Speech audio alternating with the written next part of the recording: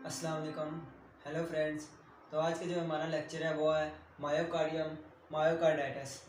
Myocarditis होता क्या है, पहले तो हम इसके बारे में जान लेते हैं कि मायोकार्डियम जो है क्या है, तो फिर आगे उसके बारे में हम डिटेल से पढ़ते हैं।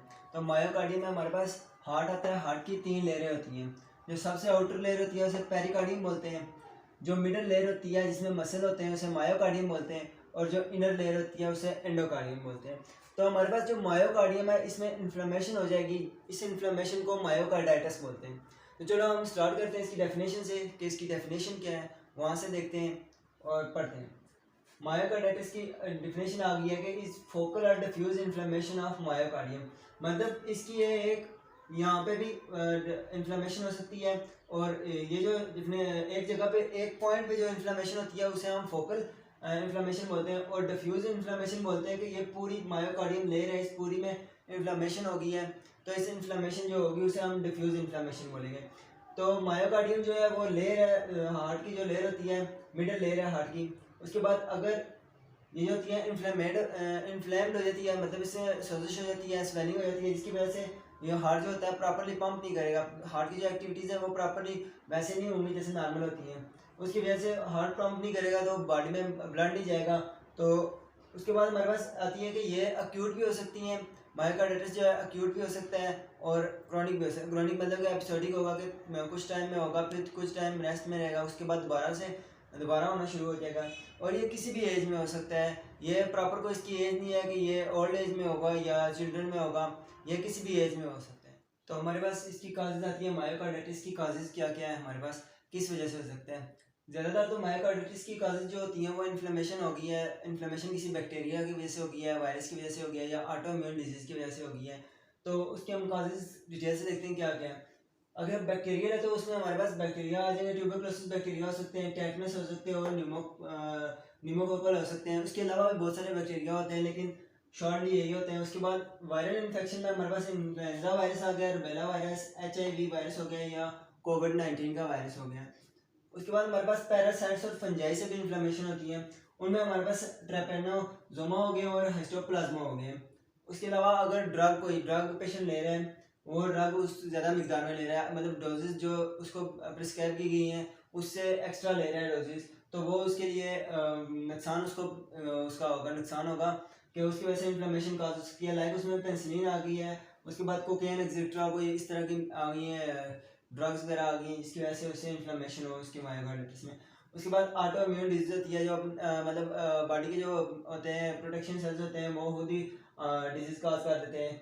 उसके अलावा रेडिएशन थेरेपी होती है कि अगर आपको कोई चेस्ट इन्फेक्शन हुआ हुआ है तो आप उसके उसके ऊपर लेज़र रेडिएशन डाल रहे हैं, रेडिएशन की वजह से उसका ट्रीटमेंट कर रहे हैं। तो उसकी वजह से भी हो सकता है कि हार्ट की जो लेयर होती है वो अफेक्टेड हो जाए उसकी वजह से, और उसमें इन्फ्लेमेशन काज हो जाए।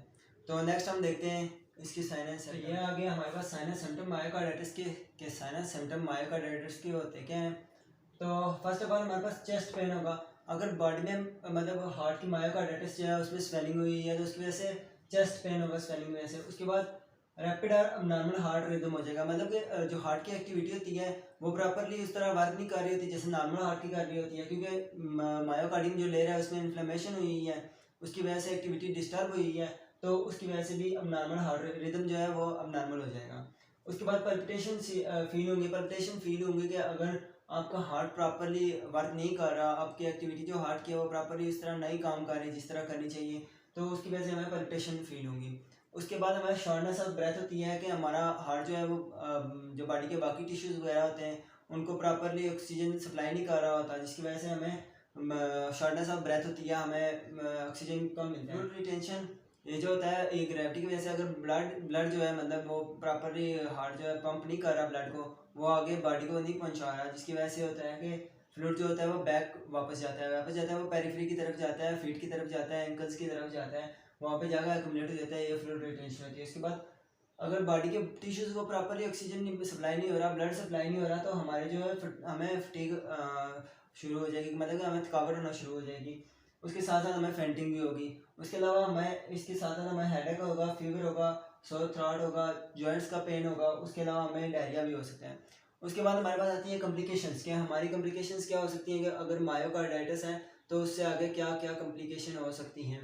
तो मायोकार्डाइटिस है, जाहिर सी बात है कि मिडल जो लेयर होती है हार्ट की, वो अगर इन्फ्लेमेशन उसमें काज हुई है तो वो आहिस्ता आहिस्ता इन्फ्लेमेशन इतनी होगी कि पेरिकार्डाइटिस जो पेरिकार्डियम लेयर जो है उसमें भी इन्फ्लेमेशन होना शुरू हो जाएगी। उसके बाद ये ऐसी सीवियर कंडीशन है कि अगर ट्रीट ना किया जाए प्रॉपर्ली तो सडन डेथ भी हो सकती है इसमें। उसके अलावा हार्ट फेलियर हो सकता है, हार्ट अटैक हो सकता है और इसमें स्ट्रोक भी हो सकता है हार्ट का। ये हमारे पास आती है डायग्नोसिस इसकी, मायोकार्डाइटिस की डायग्नोसिस क्या क्या आती है, किस किस टेस्ट से हम देख सकते हैं क्या क्या चीज़ है, सब कुछ मैं डिटेल से बताता हूँ। कि medical history, first of all हमारे पास पेशेंट आता है तो हम देखते हैं कि उसकी मेडिकल हिस्ट्री वगैरह क्या है, मतलब उससे पहले कोई ऐसा हुआ है या कुछ ऐसा सीन हुआ है जिसकी वजह से इन्फेक्शन कोई हुआ हो, कोई उसे वायरस हुआ हो उसकी वजह से हुआ हो, कोई प्रॉब्लम हुई हो। उसके अलावा हम उसकी फिजिकल एग्जामिनेशन देखते हैं, मतलब कि उसके जो सिम्टम्स वगैरह होते हैं वो देखते हैं उसको क्या क्या शो हो रहे हैं। उसके अलावा हम ईसीजी करते हैं। ईसीजी में हमारे पास होता है कि जो एसटी एलिवेशन हुई होती है इसमें मायोकार्डाइटिस में एसटी एलिवेशन एलिवेट हुई होती है और टी होती है टी वेव उसकी इंसर्शन हुई होती है। तो उसके बाद हमारे पास है चेस्ट एक्सरे। चेस्ट एक्सरे में हम देखते हैं हार्ट की जो होती है स्ट्रक्चर होती है, वो देखते हैं कि इसमें कोई फ्लूइड रिटेंशन वगैरह तो नहीं हुई, वो सब कुछ इसमें हम चेस्ट एक्सरे में देखते हैं। उसके बाद हम देखते हैं कि स्टूल एंड थ्रॉट कल्चर करते हैं, मतलब कि हम देखते हैं स्टूल कल्चर करते हैं या थ्रॉट कल्चर, मतलब कोई भी फ्लूइड लेते हैं उसकी हम कल्चर करते हैं। वो देखते हैं कि इसे किस बैक्टीरिया या वायरस की वजह से ये इसको मायोकार्डाइटिस हुआ है।